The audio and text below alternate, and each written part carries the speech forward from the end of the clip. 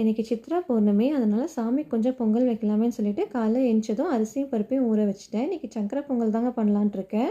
அதே மாதிரி சமையலுக்கு இந்த பீன்ஸை பண்ணலான்னு சொல்லிட்டு 2 மணி நேரத்துக்கு முன்னாடி தண்ணியில் ஊற வச்சுட்டேன். இப்போ உங்களுக்கு சீக்கிரமாக வெந்துடுங்க. பொங்கல் ரெடியானதும் நான் நெய்யில் முந்திரி திராட்சை நல்லா வறுத்து கொட்டி கிளறி எடுத்துட்டேன். பொங்கலை சாமிக்கு ஃபஸ்ட்டு வச்சுட்டு விளக்கு பற்றி சாமியெல்லாம் கும்பிட்டாச்சு. நான் இன்னைக்கு காலைல ஃபாஸ்டிங் எதுவும் சாப்பிட்லங்க. அதனால் பொங்கல் ரெடியானதும் சாமி கும்பிட்டதுக்கப்புறம் பொங்கலவே சாப்பிட்டேன். நான் வந்து பொங்கல் வந்து இன்னைக்கு மட்டும்தான் வந்து பொங்கல் சட்டியில் வந்து பொங்கல் வைப்பேன். மற்ற நாள்லாம் பார்த்தீங்க அப்படின்னா இந்த மாதிரி குக்கர்லேயே ஈஸியாக வச்சுடுவேன். ரொம்பவுமே ஈஸியாக இருக்கும், நல்லா டேஸ்ட்டாகவும் இருக்கும். உங்களுக்கு இந்த ரெசிபி வேணும்னா சொல்லுங்கள், கண்டிப்பாக நான் வந்து ஷேர் பண்ணுறேன். அதே மாதிரி இந்த பீன்ஸும் பார்த்தீங்கன்னா 2 விசில் தான் விட்டேன், சூப்பராக வெந்துருச்சுங்க. அப்படியே சாப்பிட்றக்கே வந்து ரொம்ப நல்லா இருந்துச்சு. இன்றைக்கி குருமா குழம்பு தான் வச்சேன், காலிஃப்ளவர்லாம் போட்டு அது கூட கொஞ்சம் மிக்ஸ் பண்ணிட்டேன். அதே மாதிரி பொரியல்லையும் கொஞ்சம் கலந்துட்டேன்.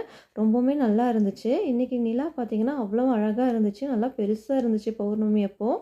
உங்களுக்கு இந்த வீடியோ பிடிக்கும்னு நினைக்கிறேன். பை.